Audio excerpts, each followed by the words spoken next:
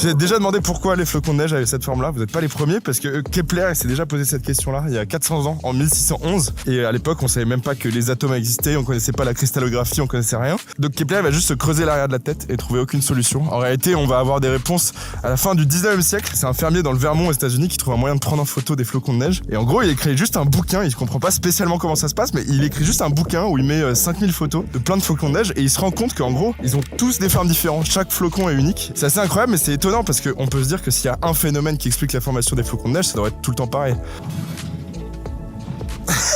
C'est énorme.